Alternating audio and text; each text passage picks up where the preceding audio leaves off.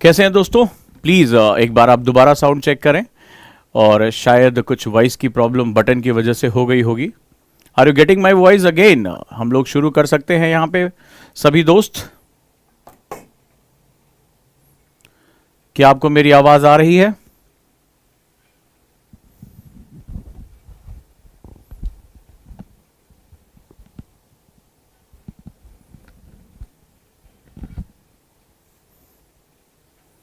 Good evening all of you. Are you getting my voice?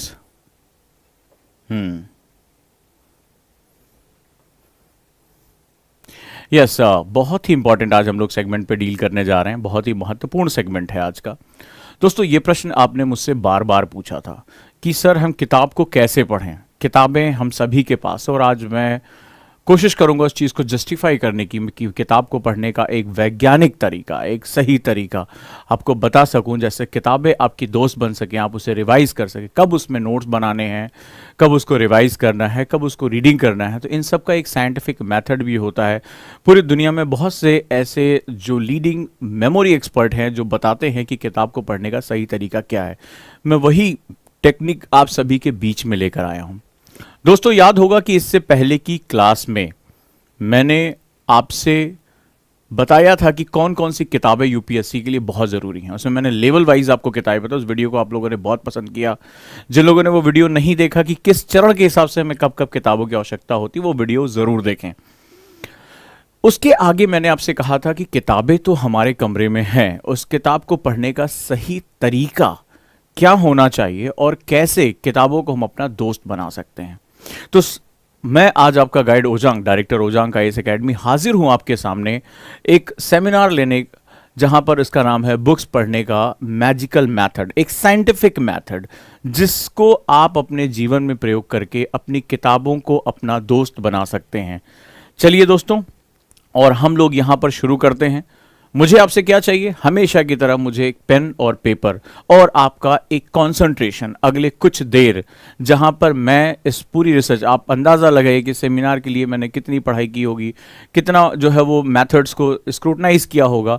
और आज आपके लिए मैं आज दो अलग अलग तरह के मेथड लेकर आया हूं। दो अलग अलग नेचर के स्टूडेंट्स के लिए अपने नेचर के हिसाब से किताबें पढ़ सकते हैं। जी हाँ, ये कोई एक मेथड नहीं है।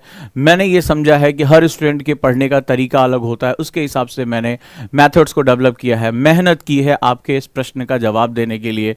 तो उसको रिस्पेक्ट करते हुए पेन और पेपर और ध्यान, राइट, कंसंट्रेशन यहीं पर थोड़ी देर के लिए रख ले। कुछ देर के लिए सब कुछ भूल जाएं कि आपको कोई और समस्या है। आप जानते हैं कि हम सिर्फ एक बार में एक काम कर सकते हैं। बहुत ही खूबसूरत रशियन प्रोवर्ब है कि जब आप दो खरगोश एक साथ पकड़ने की कोशिश करते हैं, you get the neither one, आप कोई एक भी नहीं पाते हैं।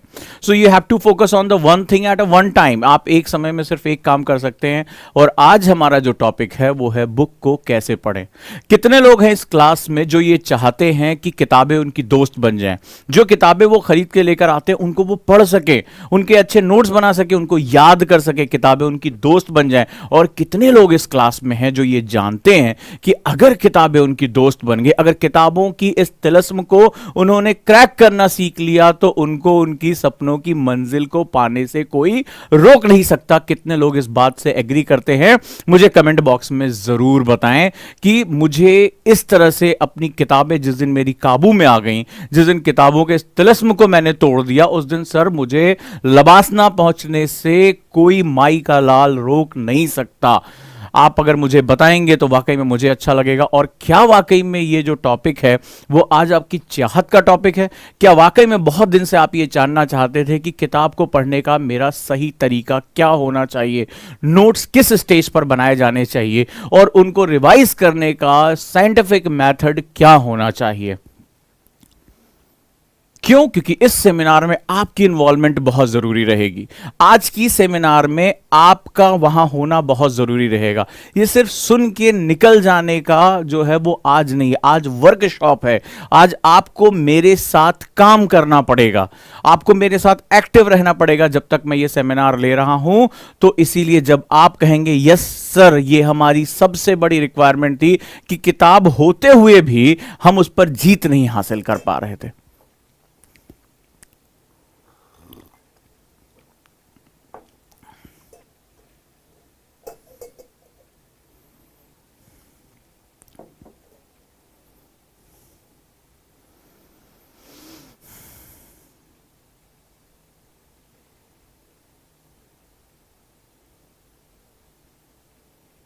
हमारे एक छात्र हैं, बार बार बोल रहे हैं कि सूर्यांश नाम बोल दीजिए। हेलो सूर्यांश।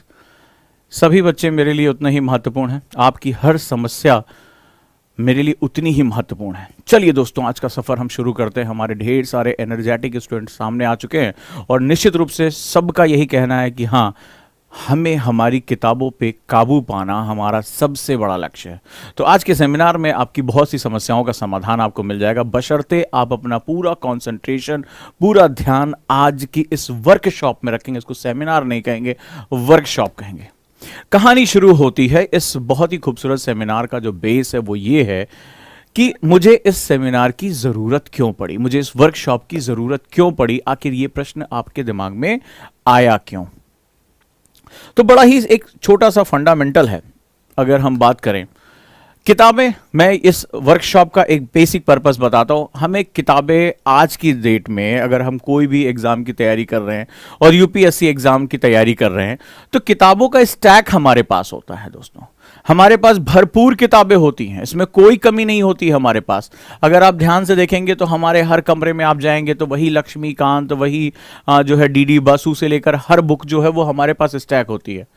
कहानी की शुरुआत जो होती है जब हमारा स्टूडेंट यूपीएससी की प्रिपरेशन करने का प्रण लेता है, जब वो यूपीएससी को फोड़ देने का जो इरादा करता है, तो वो खूबसूरत खूबसूरत किताबें खरीद के लेकर आता है, मोटी मोटी किताबें खरीद के लेकर आता है, जिल्द चढ़ाता है उसके ऊपर। याद है वो वाली जो फीलिंग आती है, हाँ, नई नई किताब के ऊपर जब आप पूरा कवर चढ़ा के उस पर स्टेपलर लिखते हैं, स्टेपलर मारते हैं, बढ़िया से उसको टेप वेप लगाकर सुंदर सुंदर उसको स्टैक करते हैं अपने कमरों में, क्रम के हिसाब से, बड़ी वाली किताब, मोटी वाली किताब, छोटी वाली किताब, सुंदर सुंदर उसको लगाते चले जाते हैं।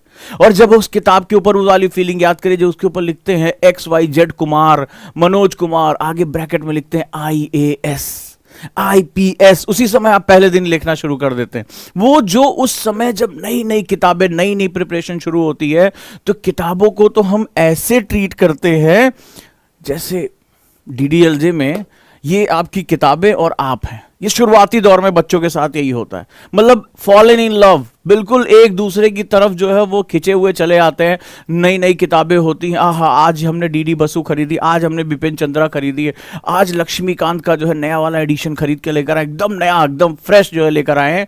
और शुरुआती दौर में बस ऐसा ही लगता है कि एक दूजे के लिए बने हुए हैं, बस प्यार में पागल हैं एक दूसरे के। और जब शुरुआत में जब नई नई किताब आती है, लेकिन जैसे जैसे 2-2.5 महीना बीतता है, आप मुझे बताइएगा ऐसा होता है कि नहीं है कि वो कपल जो एक दूसरे एक कमरे में तो रहता है, लेकिन एक दूसरे से बात नहीं करता, एक दूसरे से लड़ता रहता है, एक दूसरे से कोई कम्युनिकेशन नहीं करता। कुछ दिनों बाद आप और आपकी बुक्स सेम हो जाती हैं और फिर एक दिन ये किताबें ही आपसे पूछ लेती हैं, रिश्ता क्या कहलाता है। लाए तो मुझे बड़ी मोहब्बत से थे, उस समय तो मेरे लिए शाहरुख खान बने हुए थे, काजोल बने हुए थे, तुम्हारी ऐसा लग रहा था कि मेरी मोहब्बत में ही तुम पागल हो। और आज क्या हो गया, आज किताबों की तरफ मुंह नहीं मोड़, तो कभी कभार किसी किताब को पलट लिया, नहीं तो किताब की तरफ मुंह देखते।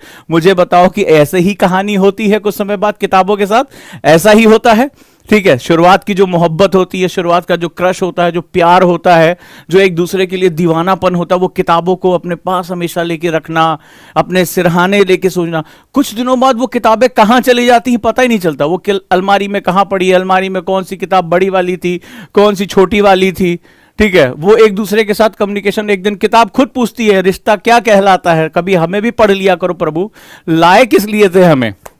तो कुल मिलाकर ये जो बेवफाई होती है, जो झगड़ा हो जाता है, ये पति पत्नी के रिश्ते में जब वो कन्वर्ट हो जाते हैं, तब वहां दिक्कत आती है। अब यहां पर आए हैं, मैं कोई लव गुरु तो नहीं हूं, लेकिन हां, आज मैं आपके उस किताब के साथ रिलेशनशिप को सुधारने के लिए कुछ मेथड्स बताऊंगा कि वापस जो है you can fall in love with your books. आप उस किताबों को दोबारा पढ़ सकते हैं और वो किताब तुमसे ये न पूछे कि रिश्ता क्या कहलाता है। So let's start it. आज इस कहानी को हम बदलेंगे और आज इस कहानी में फिर से मोहब्बत का तड़का लेकर आएंगे, वही रोमांस लेकर आएंगे जो शुरुआती दिनों में आपकी किताबों के साथ था।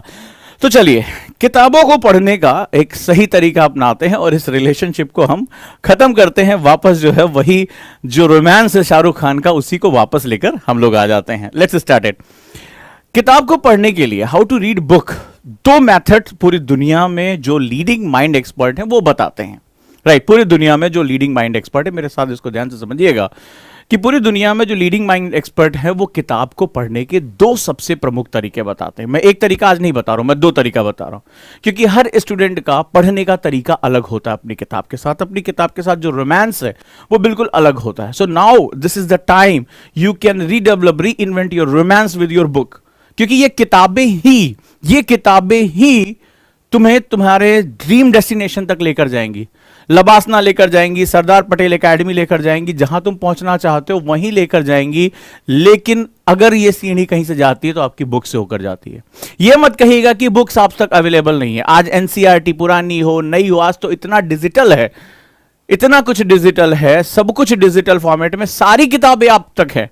लेकिन इसके बावजूद आप उन किताबों तक नहीं पहुंच पा रहे हो। किताबें आप तक है, मेरी बात को याद रखना, किताबें आप तक हैं, लेकिन आप किताबों तक नहीं हो।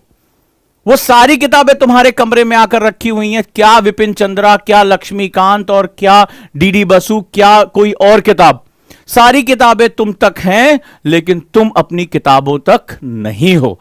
आज यही कनेक्टिविटी हम क्रिएट करेंगे कि तुम अपनी किताबों तक पहुंचो, उसको समझो, फिर से fall in love with your books. और इस रोमांस की शुरुआत हम ऐसा करते हैं कि मंजिल जो तुम्हारी लबासना है वो पहुंच जाए। Let's start it. हम आज इसको शुरू करते हैं। दो मेथड साइंस के हिसाब से जो बहुत इंपॉर्टेंट है वो है, पहला मेथड SQ3R लिखते हैं हम इसको, राइट। और दूसरा है 3-fold method of reading books, यानी कि 3 स्तरीय किताब पढ़ने का तरीका, 3-fold मेथड। और दूसरा है SQ3R। अभी इसके बारे में बताऊंगा कि ये क्या है। तो ये मेथड बहुत ही जबरदस्त है, SQ3R। SQ3R 5 स्टेप मेथड है। वो स्टूडेंट जो इंटेलेक्चुअलिटी को बहुत हाईली लेवल पे लेकर जाना चाहते हैं, वो बहुत जो इमर्स होना चाहते हैं, कुछ मोहब्बतें ऐसी होती हैं जिसमें पागलपन की हद तक जो चीजें आती हैं, जब वो एक दूसरे के लिए जीने मरने तक की बात आ जाती है, SQ3R कुछ ऐसा ही है।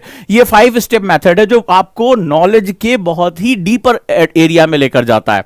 और 3-fold मेथड बुक पढ़ने का ये 3 स्टेप मेथड है। अब आपको जो भी अच्छा लगे इन दोनों में से अपना लेना और अपनी एक तरीके के हिसाब से इसको पढ़ना शुरू कर देना।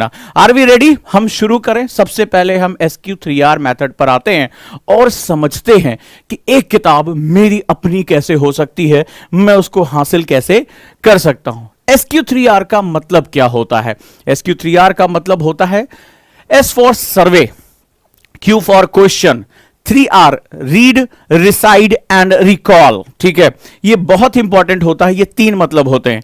तो चलिए एक एक करके हम सबको समझते हैं। सर्वे का मतलब होता है सर्वेक्षण करना। सर्वेक्षण करना, मान लो मेरे पास एक किताब है, हम यहां से शुरू करते हैं। Suppose that I have this book. एक एक करके मैं आपको समझाता हूं।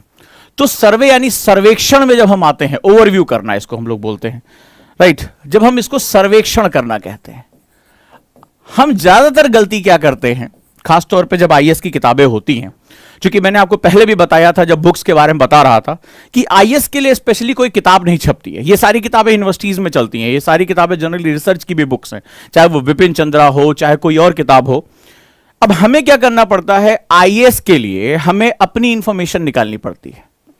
सबसे पहले जो दुनिया के जाने लीडिंग जो एक्सपर्ट हैं वो ये कहते हैं कि जब कोई किताब आपके हाथ में आए तो सबसे पहले उस किताब की एसेंस को समझने की कोशिश करो और सबसे पहले उसको सर्वे करो। यहां तक कि टोनी बुज़ैन जैसे जो एक्सपर्ट हैं, दुनिया में सबसे बड़े जो मेमोरी एक्सपर्ट हैं, वो ये कहते हैं कि स्टार्ट विद जो इंडेक्स है, जो प्रीफेज है उसको पढ़ो।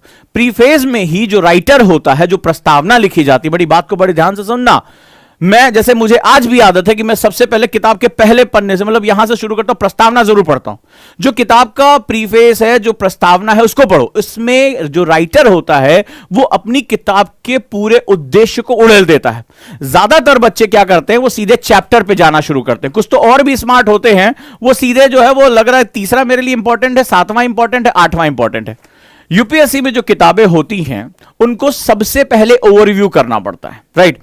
तो मैंने इसमें क्या किया, फिर आप इसमें जो है वो कंटेंट पढ़ते हैं, क्या क्या चैप्टर्स आपके दिए हुए हैं, किस रूप में ये अरेंज है, इन चीजों को हम लोग सर्वे कहते हैं। फिर उसके बाद एक पूरी किताब को आपको एक हल्के नजरिए से देखना पड़ता है कि मेरे पास क्या चैप्टर्स हैं, इस बीच में कुछ मेजर हेडिंग्स भी आपको देखनी पड़ती है कि चलो एक बार मेजर हेडिंग्स भी हम देख लें। तो आप उनको एक बार जो कोई भी किताब आपके पास आए तो उसको थोड़ा सा समय लगाकर, एक दिन का समय लगाकर आप उस किताब को सर्वे करना शुरू करिए कि किताब में कहां कहां पर क्वेश्चंस दिए हुए हैं, कहां पर आर्ग्यूमेंट्स दिए हुए हैं, क्या किताब एक कहानी के रूप में चल रही है, जैसे अगर आप बिपिन चंद्रा पढ़ोगे तो एक कहानी के रूप में चलेगी, तो क्या कहानियां क्रमशः हैं या इसमें कैरेक्टर्स आगे और पीछे जा रहे हैं। तो इसको कहते हैं अपनी किताब का सर्वे करना, ठीक है, यानी सर्वेक्षण करना, आपका ओवरव्यू करना, जिसको हम लोग कहते हैं हवाई जहाज यात्रा के थ्रू आपने सबसे पहले उसको निकाल लिया, सर्वे कर लिया, डन।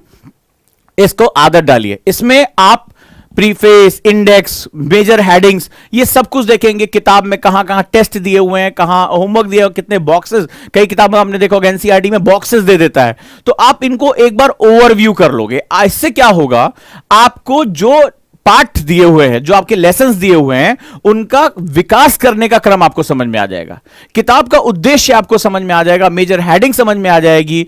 कई किताबें आपने देखी होंगी, उसमें चैप्टर से पहले लिखा होता है कि इसमें आप ये चीजें सीखेंगे, जो फॉरेन बुक्स होती हैं। आप कई बार जो है वो बॉक्सेस बड़े इंपॉर्टेंट देखेंगे कि इसमें बड़े इंपॉर्टेंट काम दिए होते हैं। कई बार आपने देखा होगा कि कोई पैराग्राफ खत्म होने या कोई पार्ट खत्म होने के बाद प्रैक्टिस के क्वेश्चन दे देते हैं। अलग अलग किताबों के अलग अलग मॉड्यूल होते हैं। जब आप उस किताब के मॉड्यूल को, उसकी अरेंजमेंट को समझ जाओगे तो आपको समझ में आएगा कि मेरा पूरा जो इस किताब को पढ़ने का उद्देश्य है वो कैसे सॉल्व हो रहा है। Now move to the second segment. Next one is most important segment. ये मैंने देखा है कि स्टूडेंट इसको करने से डरता है, और मैंने जिन स्टूडेंट पर यह प्रैक्टिस की है उनके सीखने की क्षमता में कई गुना बढ़ोतरी हुई है। जी हां, उनके सीखने की क्षमता में कई गुना बढ़ोतरी हुई है। इसको कहते हैं प्रश्न पूछना। प्रश्न पूछना। अब मेरे पास कोई भी एक किताब है, यह सबसे इंपॉर्टेंट है। इसमें आपने जब सर्वे कर लिया और आप जब सेकेंड लेवल पर गए तो इसमें आपने क्या किया, आज आपका अभी मान लो कोई भी एक लेसन है, कोई भी आपने एक पाठ उठा लिया, आज आपका कोई भी पाठ है। अब इसमें क्या करिए, इसमें प्रश्न बनाइए। जैसे अब आपने हेडिंग्स देखी थी, मान लीजिए आप विपिन चंद्रा ही देख रहे थे और विपिन चंद्रा में आप कृषक आंदोलन के बारे में, फार्मर्स जो है रिवोल्यूशंस के बारे में या उसके जो एजिटेशंस के बारे में आप पढ़ रहे थे। तो अब आपने उसमें हल्का सा जब सर्वे किया तो आपको अंदाजा लग गया। अब आप ये सोचिए इसमें मुझे प्रश्न बनाने, ये मोस्ट इंपॉर्टेंट है। ये आप एक डायरी रखेंगे, एक कॉपी रखेंगे और इसमें आप प्रश्न बनाएंगे कि मेरे इस चैप्टर को पढ़ने का उद्देश्य क्या है, what is the main purpose of reading this chapter. दूसरा, कृषक कौन थे, कृषक की परिभाषा उस समय क्या थी, व्हाट वाज पीजेंट। वहां फार्मर वर्ड यूज नहीं किया है, वहां पर उन्होंने पीजेंट वर्ड यूज किया है। तो what is the difference between farmer and peasant. छोटा सा रीजन क्या थे रिवोल्ट के, ठीक है, व्हाट आर द रीजंस। क्या ब्रिटिशर्स थे, क्वेश्चन आया हुआ है, ठीक है, ब्रिटिशर्स थे या लोकल रीजन था, लैंडलॉर्ड्स थे, साहूकार थे, किस कौन लोग थे। सो आप क्या करोगे, इस तरह के छोटे छोटे क्वेश्चन जो भी आपके दिमाग में क्या, क्यों, कैसे, कब, किसके लिए, कहां, मैं आपको पहले भी ये बारे में बता चुका हूं, आपने क्वेश्चन बना लिए। संविधान क्या होता, आपने मान लो प्रस्तावना आज आपको पढ़ना है, प्रियम्बल पढ़ना है। प्रियम्बल से क्या मतलब है, ये किसने बनाया था, किस समिति के द्वारा था, क्या इसकी मुख्य बातें हैं, इसका मकसद क्या है, इसके अंदर क्या बातें कही गई हैं, उन बातों के क्या निहितार्थ हैं। ये क्वेश्चन ही तो आपको लिखना है, क्या, क्यों, कैसे, किसके लिए, उद्देश्य क्या है और जो है वो उसकी प्रक्रिया क्या है। आपने सिंपल आपने इसमें बना लिया, ठीक है। तो अब जो है वो क्वेश्चंस आपने बना लिया। जिस क्षण ये वो पॉइंट है जो आपको आपकी किताब से जोड़ता है, जी हां, ये आपकी किताब के साथ हुकिंग करने का काम करता है। इसको हम लोग बोलते हैं हुक करना। जैसे मछली कांटे में फंसती है, उसी तरह उस चैप्टर के मुख्य तथ्य, यकीन मानिए आप 70 to 80% फैक्ट पहले फंसा ले जाओगे। यानी चैप्टर शुरू होने से पहले ही आपका जाल बिछ चुका होगा। इस चैप्टर की 80% इंफॉर्मेशन, मैं एक एवरेज स्टूडेंट की बात कर रहा हूं, 70 to 80% एवरेज जो आपकी इंफॉर्मेशन है वो खटाक से आपके साथ फंस जाएगी। आप रेडी हैं किताब के लिए, और अब आपकी किताब कहीं नहीं भाग के जा रही है, बात याद रखिएगा।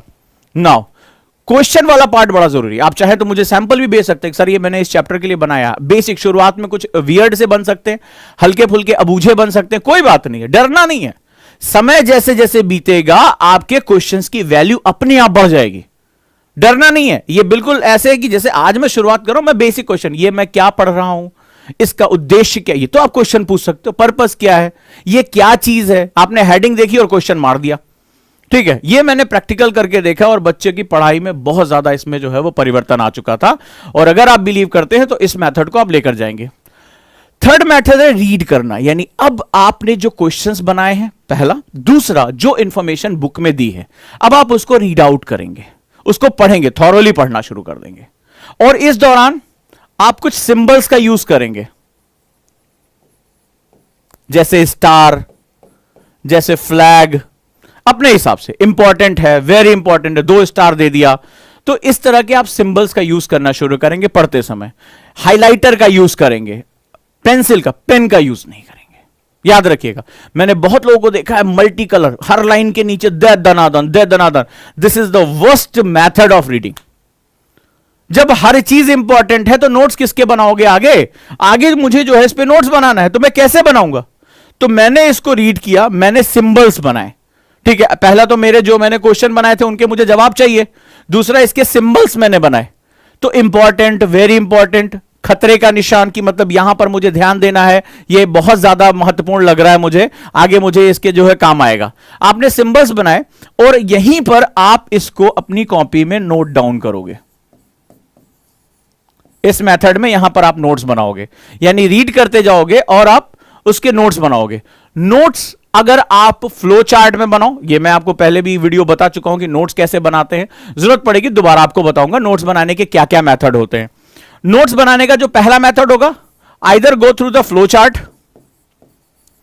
आप पैराग्राफ में नोट्स मत बनाइएगा, मेरा हम्बल रिक्वेस्ट है आप लोगों से।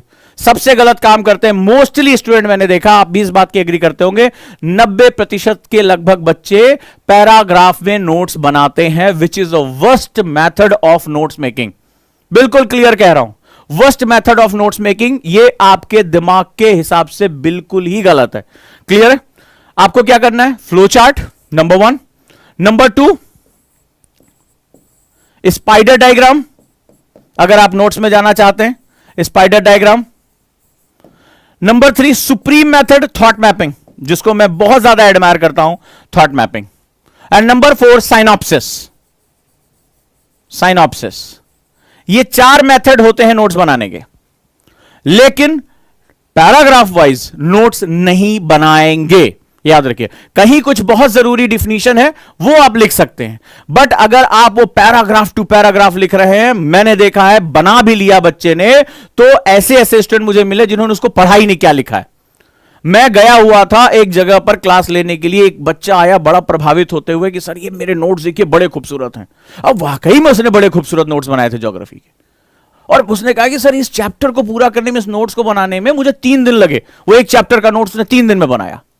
मैंने कहा बहुत बढ़िया, इतने कलर वलर और इतना खूबसूरत। मैंने कहा इसमें ये छोटा सा मुझे पॉइंट बताओ क्या है। बोला सर नोट्स बनाया, अभी पढ़ा नहीं है कुछ मैंने। 3 दिन, इतनी मेहनत, और आपने उसको याद नहीं किया। आप मुझे बताओ, क्या आपके एग्जाम में आपको नोट्स ले जाने की इजाजत है? आपके पास सिर्फ ये जाएगा, ये, और इसमें जो चीज इंपॉर्टेंट है, इसमें जो चीज पहुंच गई वही आपका है। जो किताब में है, जो नोट्स में, वो कभी आपका नहीं है। जो यहां पहुंच गया वही आपका है, वही उस क्लासरूम, उस एग्जामिनेशन हॉल में जाएगा। अदरवाइज कुछ भी, न पर्ची, न किताब, न नोट्स, कुछ नहीं वहां जाएगा। सो मेक श्योर कि जो आप पढ़ रहे हो वो यहां होना चाहिए। कॉपी में कितना सुंदर है, मुझे इससे कोई लेना देना नहीं है।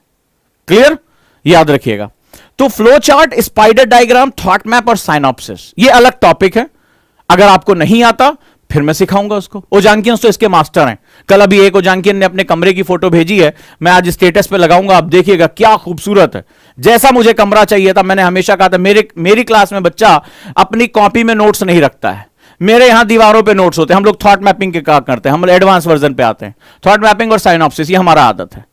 ठीक है, अभी नियति और जो है तमाम और बच्चे, दीप शिखा और तमाम जो है शुभम बारिया, ये सब अभी मेरी क्लास कर रहे होंगे तो वो जानते होंगे कि हमारे यहां ये चलन है, हम नोट्स इसी तरह बनाते हैं और बहुत कलरफुल मजेदार तरीके से नोट बनाते हैं और हमारे दीवारों पे रोते हैं। हम मंजन करते समय, हम बाल झाड़ते समय भी अपना रिवीजन करते हैं। तो कल एक बच्चे ने अपना जो है वीडियो बना के डाला है, 2-3 बच्चों ने, कि सर ये हमारा कमरा है, मजा आ गया देख के। तो वो धीरे धीरे आपको भी सिखा दूंगा, कोई बात नहीं है।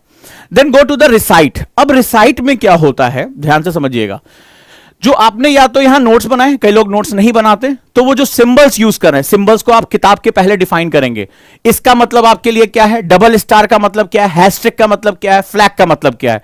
याद रखिएगा, जो भी आप नोट्स बना रहे हैं उनको आप अपनी किताब से पहले डिफाइन कर देंगे। ऐसा नहीं कि सिंबल हर बार बदल जा रहे हैं। अगर ये झंडे का मतलब है खतरा है, यानी ये जो है मोस्ट इंपॉर्टेंट कॉन्सेप्ट है, मुझे बर्बाद कर सकता है, तो ये हमेशा एक ही रहेगा। सिंगल एस्ट्रिक का मतलब इंपॉर्टेंट, डबल का मतलब हुआ जो है वो डबल स्टार मोस्ट इंपॉर्टेंट, हैस्ट्रिक का मतलब हुआ कि ध्यान देने योग्य है। तो आप अगर नोट्स नहीं भी बना रहे हैं और किताब में कर रहे हैं, अब आपको क्या करना है, रिसाइट का मतलब होता है याद करना। तो याद करने का जो तरीका है, अब आप फ्लैश कार्ड बना लें, या आप इस तरह के नोट्स बना लें, या उन पॉइंट्स को अपनी मेमोरी में जो है रखने की कोशिश करें। तो यानी अब आपको उसको याद करने का प्रक्रिया है कि जैसे फॉर एग्जांपल गांधी के आंदोलनों का सही क्रम क्या था, तो मैं अब उसको रिसाइट कर रहा हूं अपने नोट्स के साथ। ये नोट्स अटैच किया आपने और नोट्स के साथ उसको याद करना शुरू किया। नोट्स जैसे जैसे बनाते जाएं, हम लोग क्या करते हैं, स्टूडेंट बहुत बड़ी गलती करता है, नोट्स को याद करता है, पहले नोट्स बनाता है, ठीक है, महीनों तक नोट्स बनाएगा, उसके बाद वो सोचता है एक दिन नारियल वारियल फोड़ेंगे, तिलक विलक लगाएंगे, पहुंच जाएंगे, आज हम नोट्स याद करेंगे। 4-5 महीने बाद, तब तक उसको याद ही नहीं आता कि नोट्स बनाया किस चीज का था, ससुर, यही नहीं हमें समझ में आता। तो वहां पर जो है बड़ी बड़ी गलती हो जाती है। आपको क्या करना है, जिस समय आपने 2 पेज का नोट्स बनाया, मान लो आपने 10 पेज पढ़ा, 2 पेज का आपने नोट्स बनाया, वो उसी के उसी दिन याद होना चाहिए। यह बात याद रखिएगा, इसको इंपॉर्टेंट मार्क कर लीजिए कि आज नोट्स बना लिए हैं, पहले हम नोट्स बनाएंगे भाई, अब फिर एक दिन जो है हम चौड़ा के जो है चौधरी पान यहां लेके आ जाए, पान खाएंगे तब हम याद करेंगे ना, ऐसा कुछ नहीं होने जा रहा है। आज 2 पेज का नोट्स बना है, सोने से पहले आपको उसको याद करना, उसको रिसाइट करना आपकी जिम्मेदारी है, आपकी जिम्मेदारी है। क्लियर? नाउ नेक्स्ट, बहुत इंपॉर्टेंट, रिकॉल। यूपीएससी में, प्री में स्पेशली फेल होने का सबसे बड़ा कारण रिकॉल ना करना है।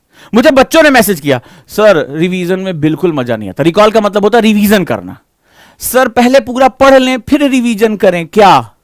सर अभी नहीं सर, वो बहुत बोरियत सी लगती है, ये आप भी कहते हैं और आप ही के मैसेज थे। लेकिन याद रखिएगा, अब जो मैं आपको साइंटिफिक मेथड बताता हूं, अगर आपने कोई चीज याद किया या पढ़ा है, अगर 24 घंटे के अंदर, यह साइंस कहता है, आप हैरी लॉरेन को जाकर पढ़ सकते हैं, हैरी लॉरेन दुनिया के बहुत लीडिंग एक्सपर्ट हैं, तमाम तरह की इंफॉर्मेशन आपके पास पड़ी है। अगर आप किसी भी पढ़ी हुई चीज या आपकी नोट्स बनाई गई चीज को अगर 24 घंटे के अंदर, 24 आवर्स के अंदर अगर रिवाइज नहीं करते हैं, लिख लेना इसको पॉइंट, आप किसी भी पढ़ी हुई चीज का 80% भूल जाएंगे। आज मैं आपसे लाख चीख चीख के आपसे 50 बातें कहूं, लेकिन 24 घंटे बाद इसका सिर्फ 20% आपको याद रहेगा, 80% गायब हो जाएगा। और यह साइंटिफिक फैक्ट है, आप इसको चेक कर सकते हैं। अब आप सोच के देखिए, अगर किसी पढ़ी हुई चीज को आप 1 महीने रिवाइज नहीं करते हैं तो सिर्फ हल्की हल्की यादें रह जाएंगी और कुछ नहीं बचेगा। और फिर जब आप एग्जाम में जाते हैं, हाय दैया, वो पेज पे ऊपर लिखा था ये वाला क्वेश्चन हुआ तो हम पढ़े थे, अब इसमें ए लगाएं कि बी लगाएं, ना ए लगाएं ना बी लगाएं, नहीं पढ़ जाएं, अगले साल फिर आए। तो ऐसा जो होगा वो नहीं होना चाहिए। आपको जब भी कोई नोट्स बनाए, सबसे बड़ी मैंने आपको गलती क्या बताई, पहले हम नोट्स बनाएंगे फिर याद करेंगे, और फिर जब याद करेंगे तो अब साल के आखिरी में जाकर रिवाइज करेंगे। बचेगा क्या तुम्हारे पास? तुम खुद ही अंदाजा लगा लो, साइंस तुम्हें दे रहा हूं, इसका जो है मैं मनोवैज्ञानिक कारण दे रहा हूं। यानी फर्स्ट रिवीजन आपका 24 आवर के अंदर आपका नोट्स यानी एक बार पहले रिवाइज करोगे, चाहे सोने से पहले, सुपर उठने के बाद, ऑफिस जाते समय, आप इसमें तुरंत के तुरंत इसको क्या करोगे, रिवाइज करोगे, रिकॉल करोगे, इसको तुरंत के तुरंत इसको जो है वो जो है दोबारा इसको रिवीजन करने का प्रयास करोगे। अगर नहीं हुआ तो मामला साफ है। लॉजिक दे रहा हूं, आप जाकर स्टैट चेक कर सकते हैं, मेरी बात सुनने समझने की जरूरत नहीं है। तो आप अंदाजा लगा के देखो कि 100 चीजें पढ़ी हैं, 80 चीजें 24 घंटे के अंदर गायब। अरे मेमोरी है, ये इसमें डाउनलोड नहीं होता है। जैसे फोन में भी short term long term memory होती है, हमारे पास भी शॉर्ट टर्म और लॉन्ग टर्म मेमोरी होती है। तो ऊपर वाले ने कहा है, हमारी प्राचीन परंपरा पे लिखा गया है कि अभ्यासेन विद्या उद्यमेन लक्ष्मी। संस्कृत में यह बड़ी खूबसूरत बात कही गई है कि विद्या अभ्यास से आती है और लक्ष्मी यानी धन जो है वो उद्यम करने से आता है। अभ्यासेन विद्या उद्यमेन लक्ष्मी, ये हमारी प्राचीन परंपराओं का हिस्सा था। यानी कि हमें विद्या प्राप्त करने के लिए अभ्यास, प्रैक्टिस करनी पड़ेगी। That is the logic given by our ancient, जो हमारे गुरुज थे, उन्होंने हमें यह दिया है। सो अभ्यास मतलब revise, revise, recall, recall again and again. So if you are living this particular point, तो आया गया, खत्म, ठीक, मामला finish. Next one, now I am moving to the second method which is a very very important. ये थोड़ा सा easy है, राइट, ये थोड़ा सा इजी है और इसमें 3 स्टेप होते हैं। Now this is known as 3-fold method, यानी इसको हम लोग 3 मोड मैथड के नाम से जानते हैं। इसमें जो होता है, इस अपने नेचर के हिसाब से, ठीक है, SQ3R भी आप कर सकते हैं, उसमें इन्वॉल्वमेंट आपसे ज्यादा मांग रहा है, 5 स्टेप मांग रहा है। इसमें 3 स्टेप होता है। फर्स्ट इसमें स्टेप जो होता है, अगर किसी को किताब को एक बार से ज्यादा पढ़ने की, पिछली बार वाले में क्या था कि किताब को एक बार पढ़कर या 2 बार पढ़कर हम नोट्स मेकिंग प्रोसेस पे पहुंच जाते हैं। इसमें किताब को जिनको ज्यादा बार पढ़ने की आदत होती है, उनके लिए यह बहुत ही अच्छा मेथड है। चलें शुरू करें, बताएं।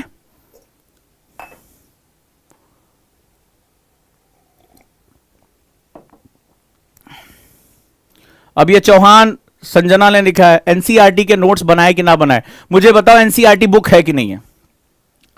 ठीक है, इन्होंने क्वेश्चन किया है कि एनसीईआरटी के नोट्स बनाए कि ना बनाए। मुझे बताओ एनसीईआरटी बुक है कि नहीं है। तुम्हारी नजर में एनसीईआरटी बुक है कि नहीं है? मेरी नजर में तो 2000 पन्ने की, अगर सारी एनसीईआरटी रख लोगे तो 2000 पन्ने की बुक है। ठीक है, सबसे मोटी किताब तो एनसीईआरटी, वो पतली पतली देके बेवकूफ बनाते हैं। लेकिन वो जब 52 किताबें एक दूसरे के ऊपर रखो तो पसीना आता है, बाप रे बाप, शुरू कहां से करें इसको, वजन के बराबर जाकर बैठता है। तो अगर एनसीईआरटी किताब है तो उसके नोट्स बनने चाहिए।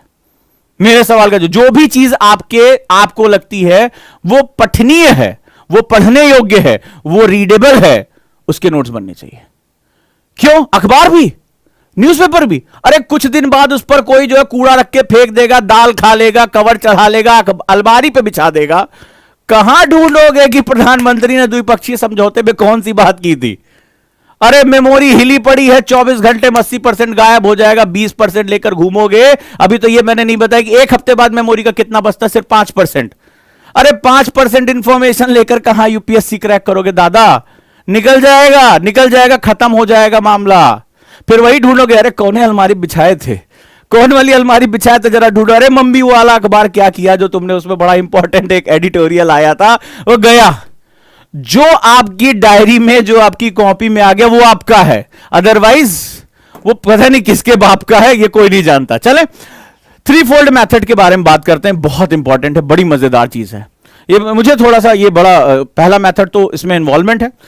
इजी चीजों के लिए जैसे हिस्ट्री हो गया, जैसे इन्वायरमेंट हो गया, इन सबको पढ़ने के लिए मेथड मुझे बहुत अच्छा लगता है। शुरू करते हैं हम लोग।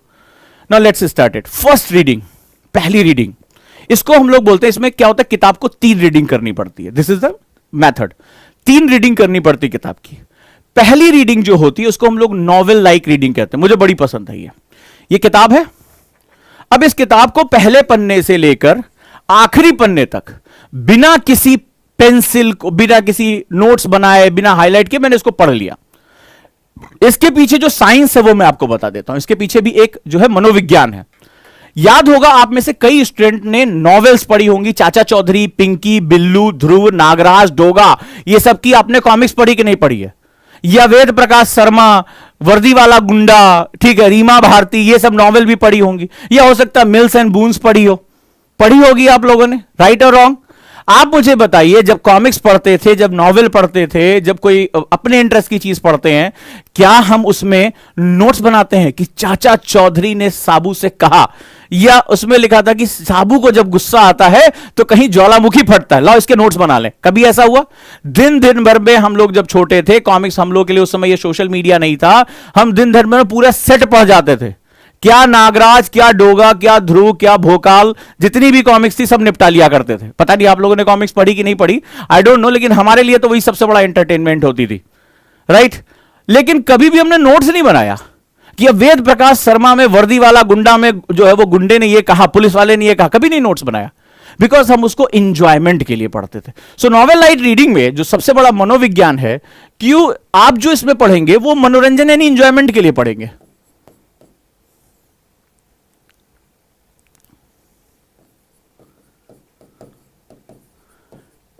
इंजॉयमेंट के लिए, यानी मुझे किसी बिना फियर के पढ़ना है। याद है जब आप जो लोग कॉमिक्स पढ़ते थे, आप लोग मुझे बताइएगा कि आप लोग जब कॉमिक्स पढ़ते थे तो कभी आपको लगता था कि यार यार 15-20 मिनट हो गया मुझे पढ़ते हुए, आप बस जब तक कोई डंडा लेके नहीं आ जाता था तब तक उसको पढ़ते रहते थे। आज भी अगर आप आर्चीज की कॉमिक्स या कोई भी अगर आप कोई चीज पढ़ने का शौक रखते होंगे, ठीक है, तो आज आप देखते होंगे आपको पता नहीं चलता समय का। तो जब हम किसी चीज को, इसमें जो साइकोलॉजी है वो ये समझो कि जब हम किसी चीज को इंटरेस्ट के लिए पढ़ते हैं, बिना प्रेशर के पढ़ते हैं, बिना फियर के कि हमें इसमें कुछ हासिल करना है, तो उस चीज के साथ हमारी अटैचमेंट बढ़ जाती है। तो फर्स्ट रीडिंग को हम लोग novel like reading, comics like reading बोलते हैं, यानी आपकी जो भी किताब है आप उसको एक कहानी की तरह पढ़ो।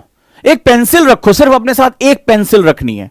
कहीं कुछ इंपॉर्टेंट लग रहा है तो उसके ऊपर आपने एक स्टार मार्क कर लिया, वो अंडरलाइन वाला काम नहीं करना है, अंडरलाइन वाला काम नहीं करना है। स्टार मार्क कर लिया, पेज को मोड़ दिया, या उसके ऊपर एक स्लिप लगा दी कि दिस कैन बी इंपॉर्टेंट, आप फ्यूचर के लिए इस्तेमाल कर सकते हैं। क्लियर है? डन है? अब देखो इसमें कुछ है ना वो कि न्यूज़पेपर से नोट्स कैसे बनाए, अब उन्हें ये नहीं समझ में आ रहा कि ये मेथड क्या है, फिर कहीं जाएंगे किसी और टीचर के पास, सर ये बता दीजिए बुक कैसे पढ़ें, ठीक है। तो ये अभी जो चल रहा है उस पर उनका फोकस नहीं है, अब इनका दिमाग न्यूज़पेपर में अटक गया है। तो यही है, अभी ये किसी और मंच पे जाएंगे, कुछ और सवाल पूछेंगे, फिर ये मंच टू मंच घूमेंगे इधर से उधर। अभी क्या बता रहा हूं इसको समझने की बजाय इनकी अपनी रामायण चलती रहती है। तो आज गा लो, आज गा लो, कल रोओगे भी, ठीक है। चलो, तो इसको हम लोग नॉवेल लाइक रीडिंग बोलते हैं, राइट। यहां पर आपको सबसे ज्यादा फोकस करना है, बहुत इंटरेस्टिंग। इसमें आप पहले पेज से लास्ट पेज तक पूरा पढ़ जाओगे और इंटरेस्ट के साथ पढ़ोगे। इसमें क्या होता है कि जब कोई बहुत लंबा विषय होता है तो आपको इसके कैरेक्टर समझ में आ जाते हैं। अब जैसे विपिन चंद्र आप पढ़ोगे, इसके लिए बड़ी अच्छी है ये। तो विपिन चंद्र में आप देखोगे कि एक ही काल के घटनाक्रम को वो गांधी के तुल्य विश्व में क्या चल रहा है वो किसी और चैप्टर में रख रहे हैं। गांधी क्या कर रहे हैं, अलग कर रहे हैं, लेकिन उसी समय जो आदिवासी या भारत के अन्य हिस्सों में क्या चल रहा है वो उसको अलग रख रहे हैं। ये अलग अलग चैप्टर्स हैं, लेकिन जब आप उसको पूरा पढ़ोगे तो आपको समय पता चलेगा कि एक ही समय काल में ये घटनाएं हो रही थी। विश्व में ये हो रहा था, भारत में ये हो रहा था, राष्ट्रीय स्तर पर ये हो रहा था, क्षेत्रीय स्तर पर ये हो रहा था, रीजनल लेवल पे ये हो रहा था। आपको वो पूरी घटनाओं को जोड़ने में बहुत आसानी होगी। इसको हम लोग फर्स्ट नॉवेल लाइक रीडिंग कहते हैं। यहां आपने कर लिया, ठीक है। सेकेंड जो होता है ये मोस्ट इंपॉर्टेंट है।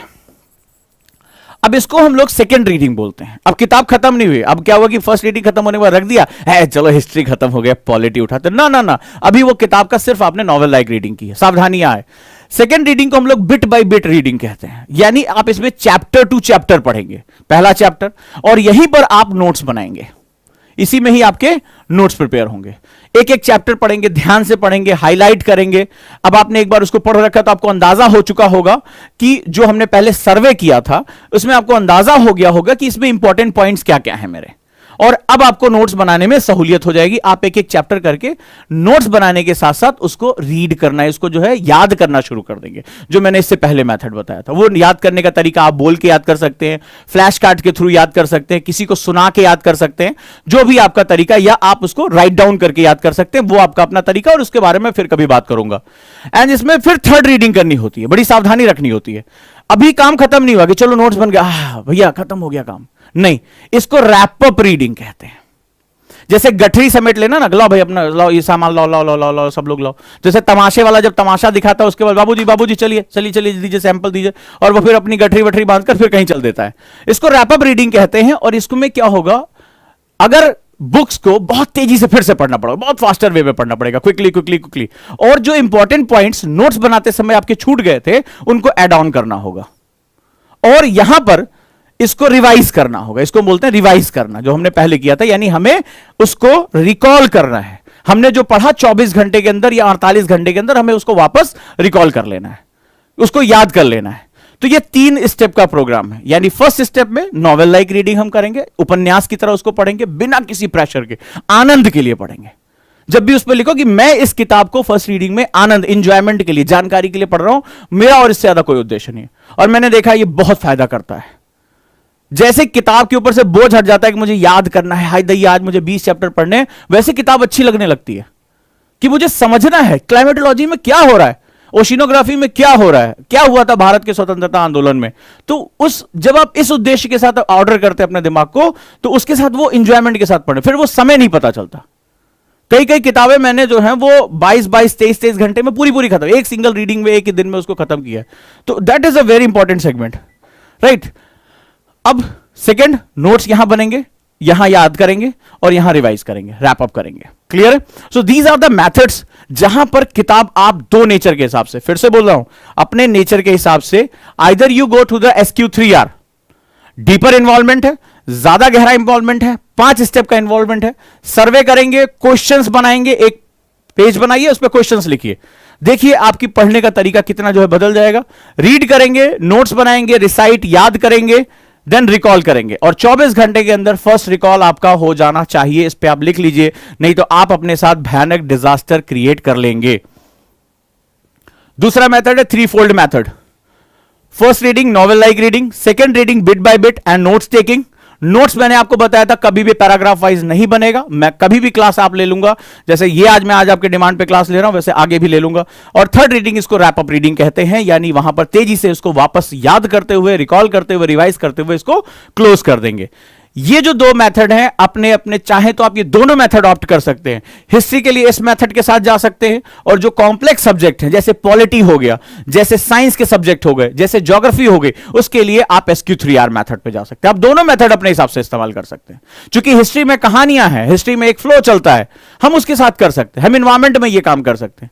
बट जहां पर मुझे कॉम्प्लेक्स इश्यूज है वहां पर मैं SQ3R के साथ जा सकता हूं। ये दोनों मेथड आपकी किताब पढ़ने के तरीके और वापस आपके रिश्तों में जो रोमांस है, जो किताबें पूछ रही हैं रिश्ता क्या कहलाता है, उसको आप जो है वो वापस उसी शाहरुख खान के रोमांस को वापस लेकर आ सकते हैं, जहां पर आपको आपकी किताबें एक दोस्त के फॉर्म में दिखाई पड़ेंगी दोस्तों। और मेरी यही कोशिश है कि आप अपनी किताबों पर विजय पाना सीखें, मोहब्बत करें उससे। क्योंकि एक दुनिया में अगर किताबों पे जिसने अपनी मोहब्बत कर ली, उसके ऊपर अपना काबू पा लिया, वही लबासना आसानी से पहुंचेगा।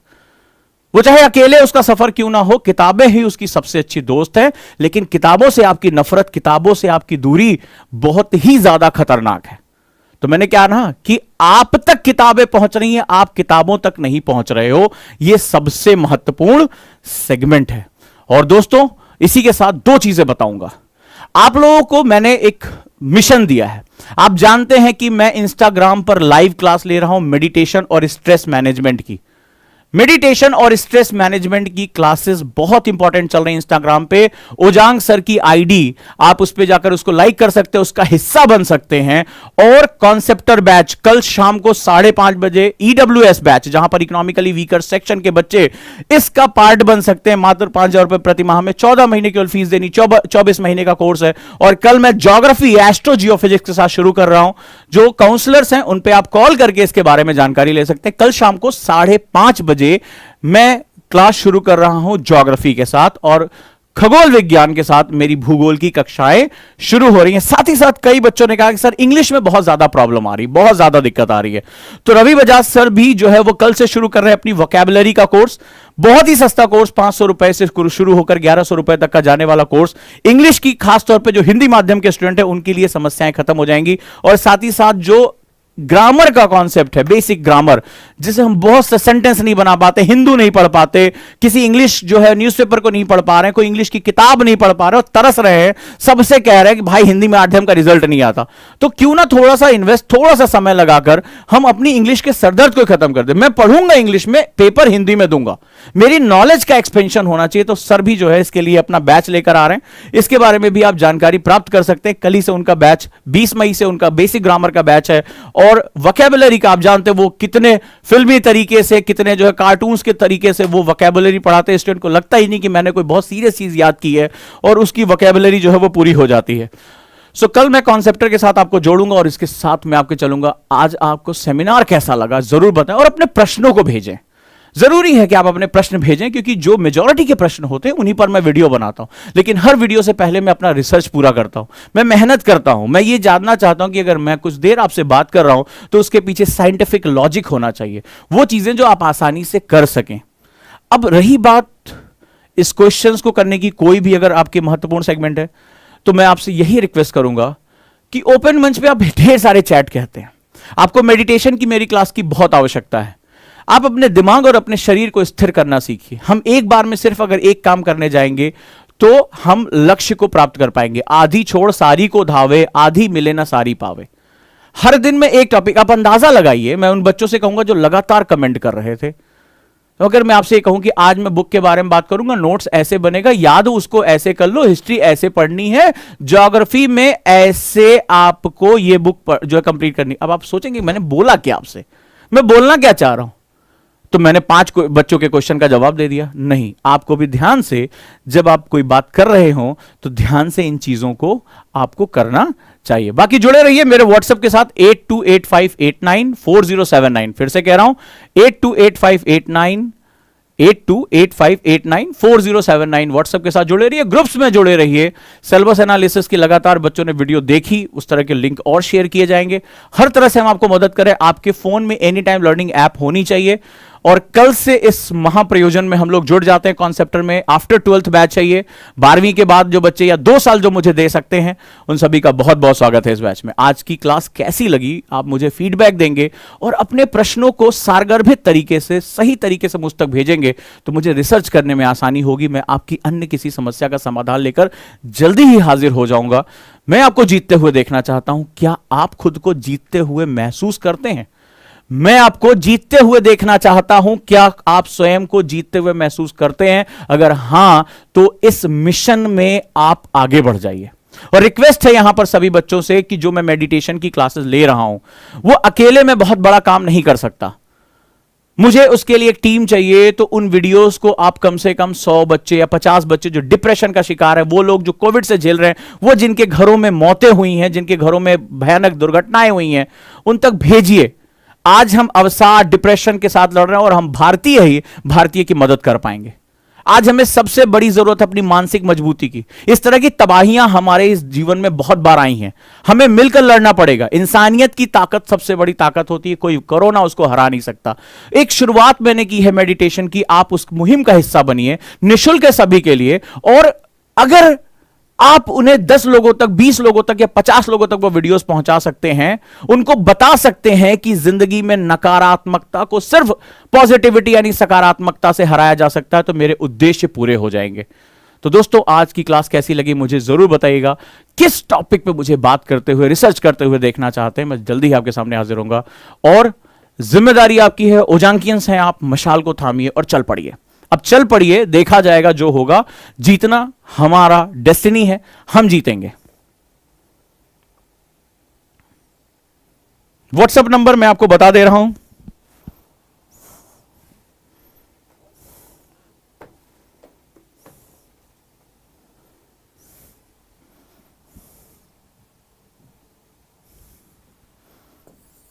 8285894079। यहां पर उजांक आईएएस एकेडमी के ग्रुप्स हैं, जल्दी इसमें मैं आपको ऐड ऑन कर दूंगा।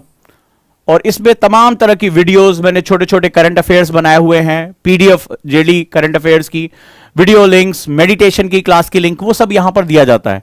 तो आप चाहें तो इसका हिस्सा बन सकते हैं। व्हाट्सअप मुझे कर सकते हैं 8285894079 पर, और यहां से हम रेगुलर एक इंटरेक्शन जो है वो कर सकते हैं। थैंक यू सो मच आप सभी का। राइट, ग्रुप में जुड़ जाएंगे और आपको डेली कुछ ना कुछ पढ़ने के लिए, आपके वैल्यू एडिशन के लिए इसमें आपको कंटेंट मिलता रहेगा। Thank you so much.